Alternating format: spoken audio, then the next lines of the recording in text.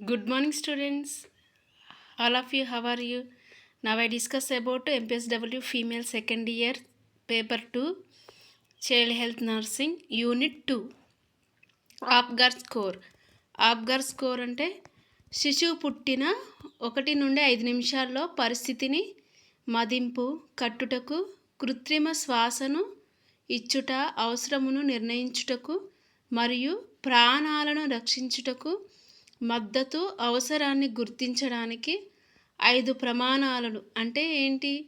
5 ప్రమాణాలు ఏంటంటే హృదయ స్పందన, శ్వాసకోశ ప్రయత్నం, కండరాల స్థాయి, రిఫ్లెక్స్లు, రంగు, అంచనా వేయడాన్ని ఆప్గార్ స్కోర్ అంటాం. ఆప్గార్ స్కోర్ అనేది చాలా ముఖ్యం. శిశువు పుట్టిన వెంటనే చూడవలసినవి ఏంటి? 5 రకాలమైన చిహ్నాలను మనం గుర్తించాలి. ముఖ్యంగా శిశువు శ్వాస తీసుకుంటున్నాడా లేదా అది గమనించి శ్వాస ఒకవేళ తీసుకోకపోతే కృత్రిమ శ్వాసని ఇవ్వడానికి మనం ప్రయత్నించాలి. అండ్ అటువంటి అత్యవసర పరిస్థితిని మనం కల్పించాలి. ముఖ్యంగా ప్రాణాన్ని రక్షించడానికి అవసరాన్ని బట్టి ఏం చేయాలంటే హృదయ స్పందన ఉందా లేదా చూసుకోవాలి, అండ్ శ్వాస కోసం, అండ్ శ్వాస ఆడుతుందా లేదా, అండ్ కండరాల స్థాయి ఎలా ఉంది, రిఫ్లెక్స్ అండ్ రంగు, బేబీ యొక్క రంగు ఏ విధంగా ఉంది, ఇది ముఖ్యంగా చూసుకోవాల్సిన అవసరం ఉంది. ఏంటి? Apgar score.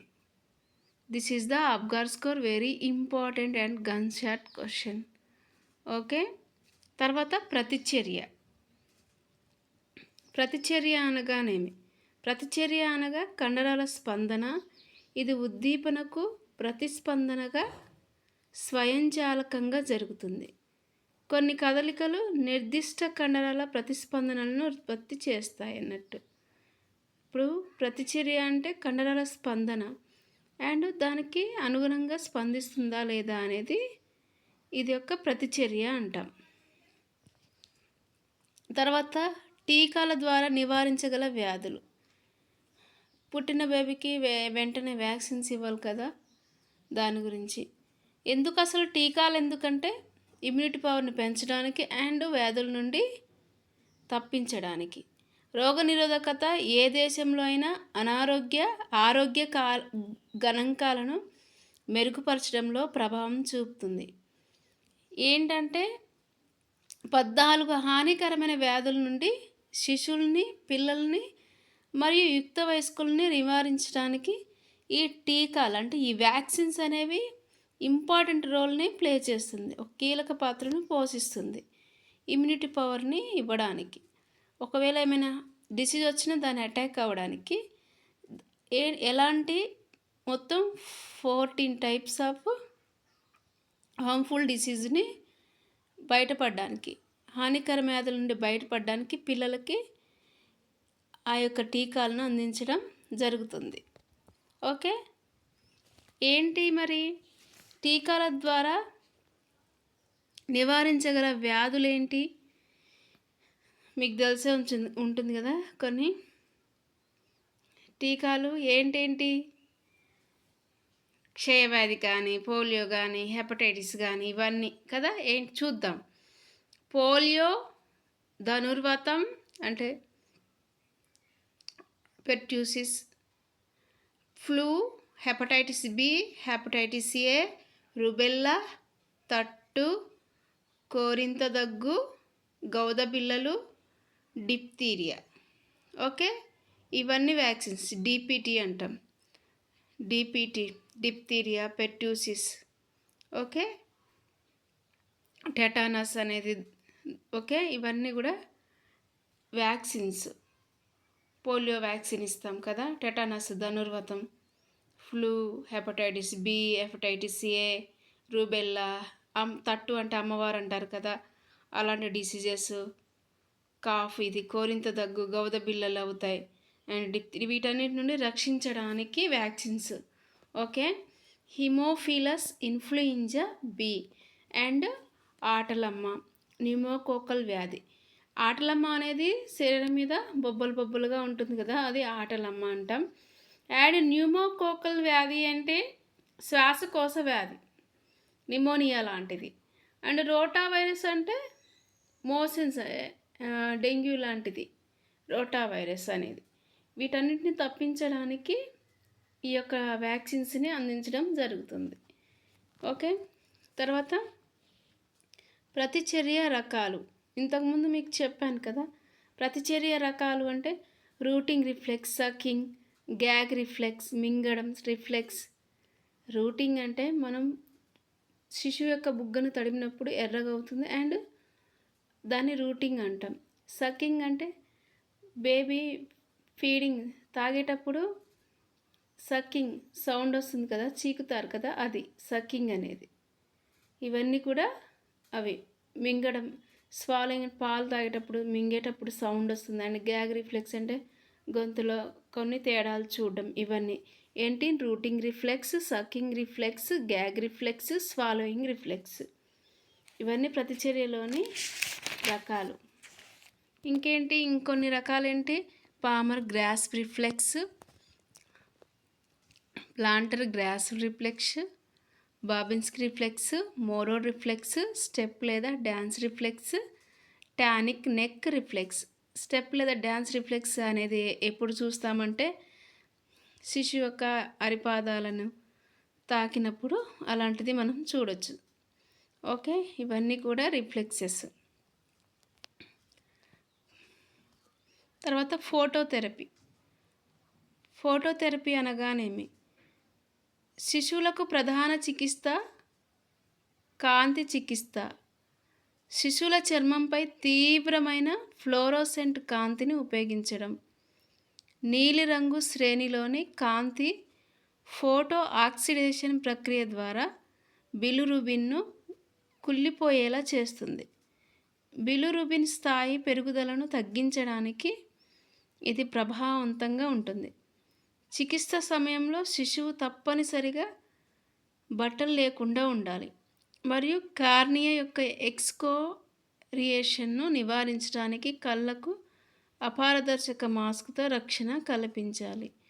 కళ్ళను తరచుగా తనిఖీ చేయాలి. ఏమైనా ఇన్ఫెక్షన్ ఉందా తెలుసుకోవడం ముఖ్యం. తల్లిదండ్రులు శిశువును సందర్శనం మరియు శిశువుకు ఆహారం ఇచ్చేటప్పుడు ఫోటోథెరపీ యూనిట్ను ఆఫ్ చేయడం లాంటిది. ఒకవేళ ఆహారం ఇచ్చేటప్పుడు ఫోటోథెరపీ చేస్తే ఇబ్బంది అవుతుంది కదా, ఇన్ఫెక్షన్ అవుతుంది. దాన్ని బట్టి మరియు షెల్ట్ను తొలగించాలి. శిశువు యొక్క జననేంద్రియాలను బట్టతో కప్పి ఉంచాలి. ఎందుకనగా వంధత్వాన్ని నివారించడానికి. ఒకవేళ బట్టలు కప్పకపోతే ఆ రేడియేషన్ అనేది స్టమక్ పొట్ట మీద పడుతుంది కాబట్టి వంధత్వం వచ్చే ఛాన్స్ ఉంది. కాబట్టి బట్టలను కప్పి ఉంచాలి. ఇదంతా ఫోటోథెరపీ చేసేటప్పుడు.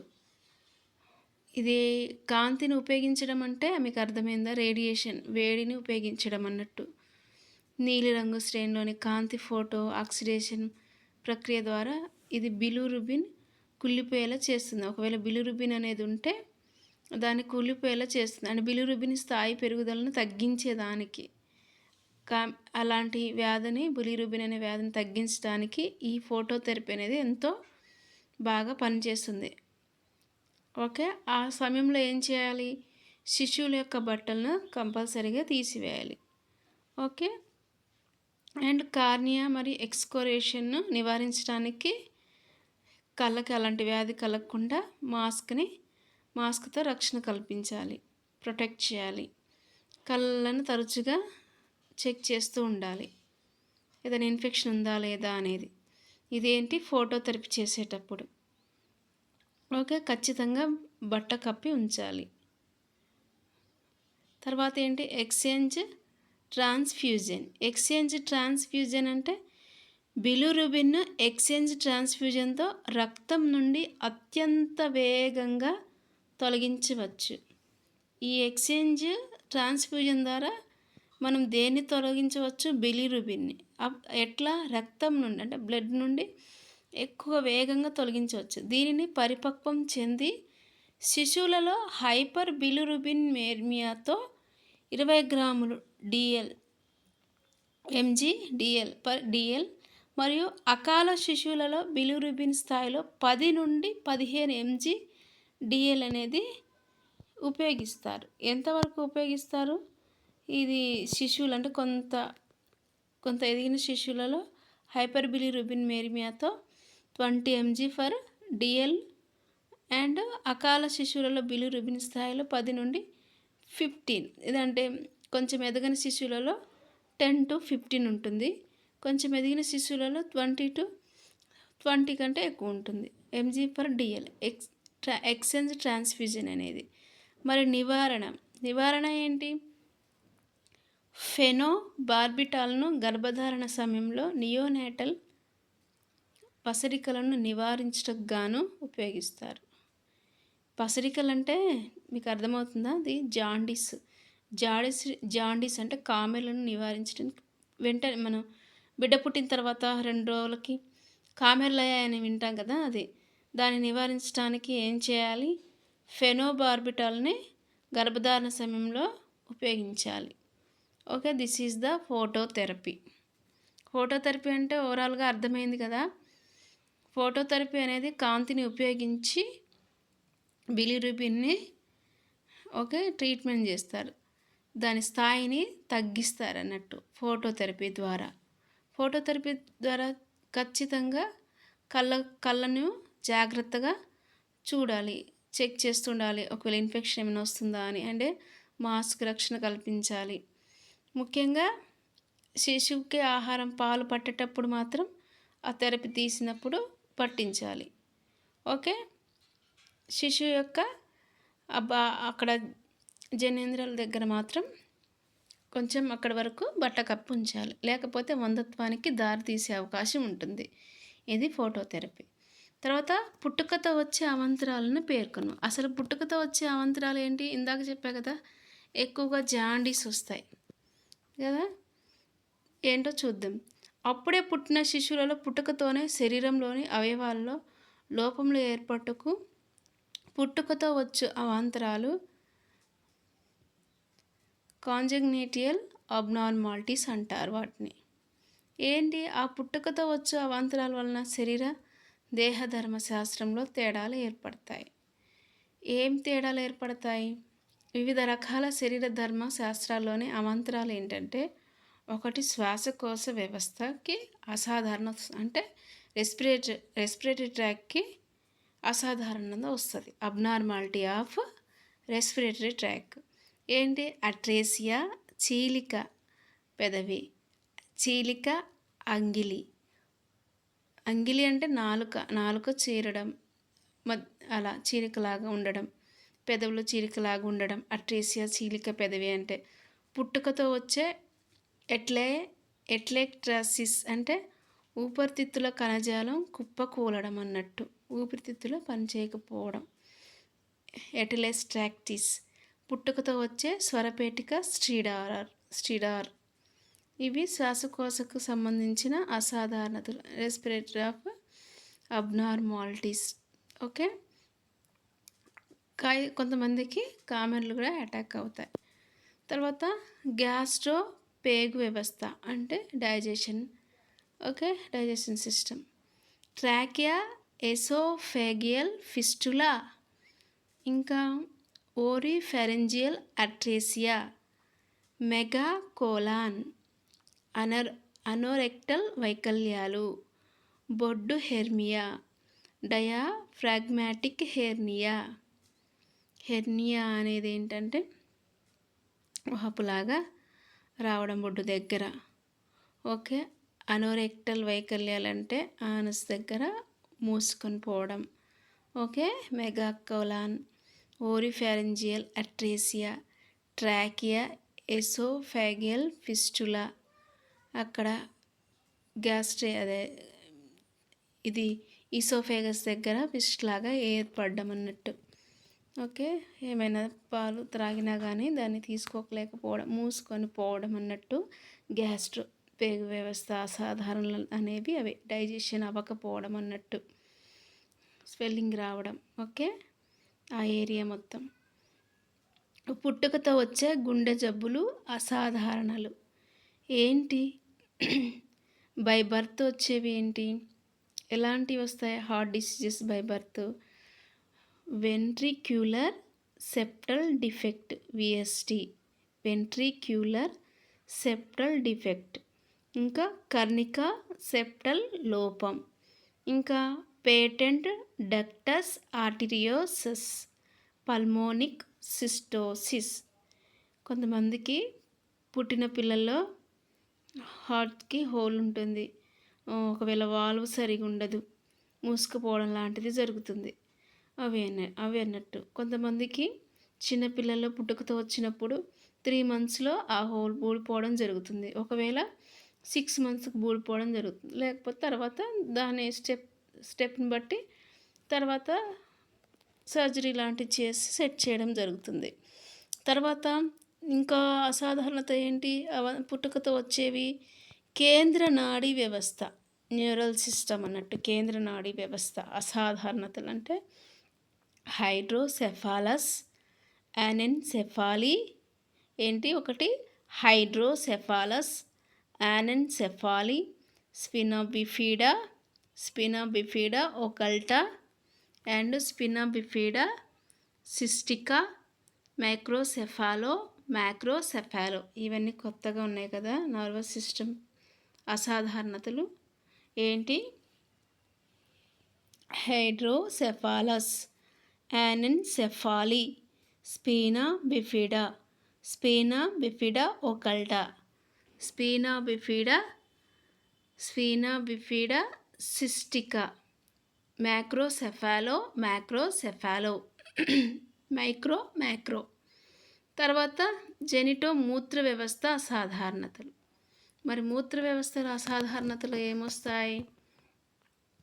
Hydronephrosis, polycystic kidney, hypospadias and పుట్టుకతో వచ్చే ఫియోసిస్ హైడ్రోసెల్, ఇంగువినల్ హెర్నియా. ఏంటి? హైడ్రోనెఫ్రోసిస్, పాలిసిస్టిక్ కిడ్నీ, హెపోస్పాడిమాస్, పుట్టుకతో వచ్చే ఫియోసిస్ హైడ్రోసెల్, ఇంగువినల్ హెర్నియా. ఇవేంటి? మూత్ర వ్యవస్థ. ఓకే, నెఫ్రాన్కి వచ్చేవి. తర్వాత కండరాల అస్థిపంజర అసాధారణతలు ఏంటి? మజిల్స్కి క్లెబ్డ్ ఫుట్, బోల్ ఎముకల వ్యాధి, కాలివేళ్ళు కండరాల బలహీనత. ఓకే, బోన్స్ అనేవి స్ట్రాంగ్గా ఉండవు, అవి బోల్గా ఉండే దాన్ని కండరాల అస్థిపంజర అసాధారణతలు అంటాం. Abnormalities of muscles. ఓకే, కాళ్ళు కానీ వేళ్ళు కానీ నడవలేకపోవడం, బలహీనంగా ఉండడం. 7th one రక్త రుగ్మతల అసాధారణతలు అంటే బ్లడ్కి సంబంధించినవి. అబ్నార్మాలిటీస్ ఏంటి?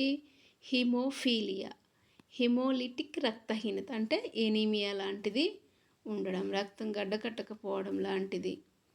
అది రక్తం యొక్క రుగ్మతలు అన్నట్టు. Blood abnormalities. జీవక్రియ రుగ్మత అసాధారణతలు ఏంటి? జీవక్రియ సిస్టిక్ ఫైబ్రోసిస్, ఫినైల్ కీటోనూరియా, గెలక్టోసెమియా. ఏంటి? జీవక్రియ రుగ్మతలు ఏంటంటే సిస్టిక్ ఫైబ్రోసిస్, ఫినైల్ కీటోనూరియా, గెలక్టోసెమియా. తర్వాత ఎండ్రోక్రైనల్ అసాధారణతలు హైపోథైరాయిడిజం, కెటనిజం, హైపోపిట్యూటరిజం మరుగుజ్జుతనం, ఇంకా గాయిటర్ అంటే గొంతు దగ్గర థ్రోట్ అనేది వాపు రావడం అన్నట్టు. ఎండోక్రైనల్ అసాధారణతలు అంటే 10th వచ్చేసి క్రోమోజోమ్ అసాధారణతలు. క్రోమోజోమ్ మానసిక క్షీణత, మెంటల్లీ డిసార్డర్, టర్నర్ సిండ్రోమ్. ఇవి క్రోమోజోమ్ యొక్క అసాధారణతలు. మరి ఇతర అసాధారణతలు ఏంటి? పుట్టుకతో వచ్చే కంట్లలో శుక్లం అండ్ పుట్టుకతో వచ్చే గ్లాకోమా, కళ్ళు కనబడకపోవడం అనేది. పుట్టుకతో చెవుడు పుట్టుకతో వచ్చే మాంద్యం. ఓకే, మందబుద్ధి అంటాం కదా, అవన్నీ ఏంటి? పుట్టుకతో వచ్చే అబ్నార్మాలిటీస్ ఇవన్నీ కూడా. ఓకే, నెక్స్ట్ చూద్దాం. అకాల శిశువుని నిర్వచించండి. Short question. అకాల శిశువు అంటే గర్భధారణ వయస్సు 40 వారాల వ్యవధి పూర్తి కాకముందే జన్మించిన శిశువు. అకాల శిశువు అంటే ఏంటి? 40 వారాలు వ్యవధి పూర్తి కాకముందే, అంటే 7వ నెలలో అలా పుడతారు కదా, 8వ నెలలో వాళ్ళని, నెల తక్కువ పిల్లలని అంటారు కదా, అకాల శిశువు అంటాం. తర్వాత తక్కువ బరువుతో పుట్టిన శిశువును నిర్వచించండి. తక్కువ బరువుతో పుట్టిన పిల్లల్ని శిశువును నిర్వచించండి అంటే యాక్చువల్గా నార్మల్ వెయిట్ ఎంత? 2.5 to 3.5 kgs ఉండాలి. మరి తక్కువ బరువు అంటే దానికంటే కూడా తక్కువ ఉండడం అన్నట్టు. ఏంటి? తక్కువ బరువుతో పుట్టిన పిల్లలు చాలా చిన్న పరిమాణం కలిగి ఉంటారు, కానీ సరైన సమయంలో జన్మిస్తారు. దీనికి గల కారణం ఏంటి? తల్లికి ఒకవేళ కవళ్ళు ట్విన్స్ ఉండొచ్చు, లేకపోతే నేను ఇంతకుముందు చెప్పా కదా, న్యూట్రిషన్ అది మెయిన్ ఇంపార్టెంట్ రోల్ ప్లే చేస్తుంది ప్రెగ్నెంట్ లేడీకి. మంచి ఆహారం తీసుకోకపోయినా కూడా ఇలా ప్రీమెచ్యూర్ బేబీ జన్మిస్తుంది. అండ్ అంతర్జాతీయ ప్రమాణం సాధారణంగా గర్భం యొక్క పొడవుపై కాకుండా జనన బరువుపై ఆధారపడి ఉంటుంది. అండ్ ఆ శిశువును తక్కువ బరువుతో పుట్టిన శిశువులుగా పేర్కొంటారు, అలాంటి శిశువులని. మరి వారి బరువు ఎంత ఉంటుంది? 2.500 గ్రాములు లేదా అంతకంటే తక్కువ. పుట్టినప్పుడు 2 కిలోల కన్నా తక్కువ ఉంటుంది, 1.5 కూడా ఉంటుంది. ఓకే, తక్కువ బరువు ఉండొచ్చు. అలాంటి శిశువులకు ప్రత్యేక శ్రద్ధ అవసరం అన్నట్టు. తక్కువ బరువుతో పుట్టిన పిల్లలకి నార్మల్ వెయిట్ వచ్చేదాకా కూడా చాలా కేర్ తీసుకోవాలి. అప్పుడు ఆరోగ్యకరంగా శిశువు ఉంటారు.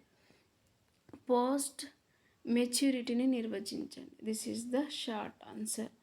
ఇంతకుముందు చెప్పాం కదా, 40 వారాలు దాటి 2 వారాలు గడిచినా కూడా ప్రసవం కాకపోయినా, అంటే ఎక్కువ సమయం తీసుకోవడం, లాంగ్. ఇంతకుముందు ఏంటి, అకాల శిశువు అంటే 40 వీక్స్ కంటే తక్కువ దాటిపోకుండా ఇంకా తక్కువ కాల వ్యవధిలో పుట్టడం అకాల శిశువు. ఇది పోస్ట్ మెచ్యూరిటీ అంటే 40 వారాలు దాటినా కానీ 2 వారాలు గడిచినా కూడా ప్రసవం కాకపోయినా దాన్ని పోస్ట్ మెచ్యూరిటీ అంటాం. మరి సుమారు 4 నుండి 9% శిశువుల ఈడిఎల్ డెలివరీ అనుకున్న తేదీ తర్వాత ప్రసవం అవుతారు కొంతమంది. ఎంత? సుమారు 4 నుండి 9% మంది అనుకున్న సమయానికంటే లేటుగా డెలివరీ అవుతారు. అయితే ఇంతకు టీకాల గురించి చూద్దాం. ఏంటి? BCG, OPV, measles and hepatitis B. ఏంటి? 7 కిల్లర్ అంటే 7 వ్యాధులను నివారించగల వ్యాధులు ఏంటి? బీసీజీ అంటే ఫుల్ ఫామ్ బ్యాసిల్లై క్యాలమెట్ గురైన్. బ్యాసిల్లస్ క్యాలమెట్ గురైన్ అనేది బీసీజీ. టీబీ రాకుండా, అదే క్షయవ్యాధి రాకుండా. ఓపీవీ అంటే oral polio vaccine. Okay. Measles అంటే తట్టు పొంగు లాంటి వ్యాధి. హెపటైటిస్ అంటే కామెర్లు రాకుండా 7 రకాల వ్యాధుల్ని నివారించడానికి, అదే డిప్తీరియా, పెట్టూసిస్, ధనుర్వాతం.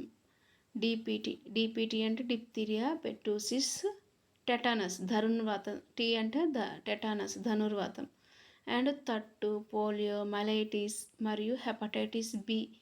ఈ వ్యాధులు ముఖ్యంగా నివారించడానికి టీకాలు ఇస్తాం. ఇంతకుముందు అయితే పాతకాలంలో ఎలాంటి అవగాహన ఉండకపోయేది.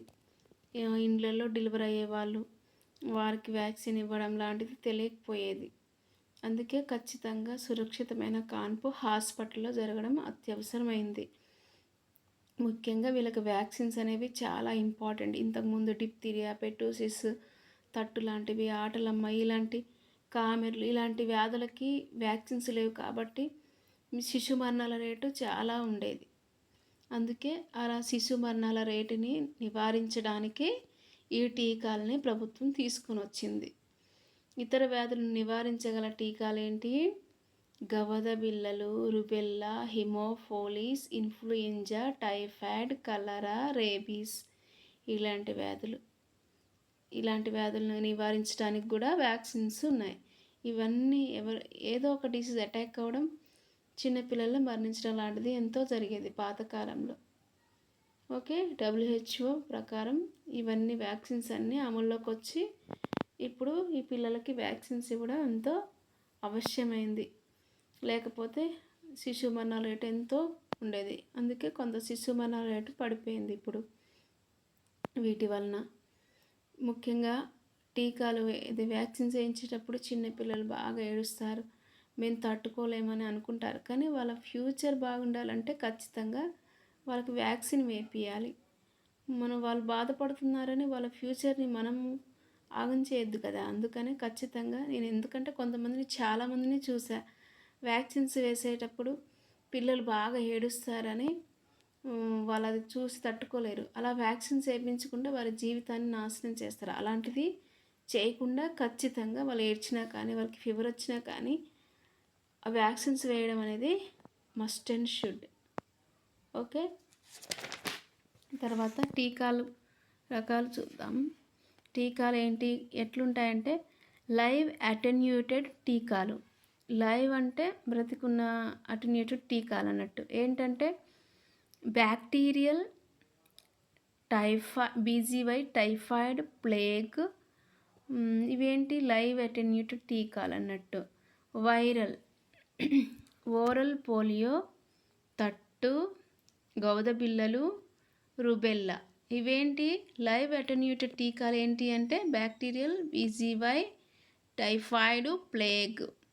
బ్యాక్టీరియాలో టైఫాయిడ్, ప్లేగ్, BGY అనేది లైవ్ అటెన్యూటెడ్ వ్యాక్సిన్.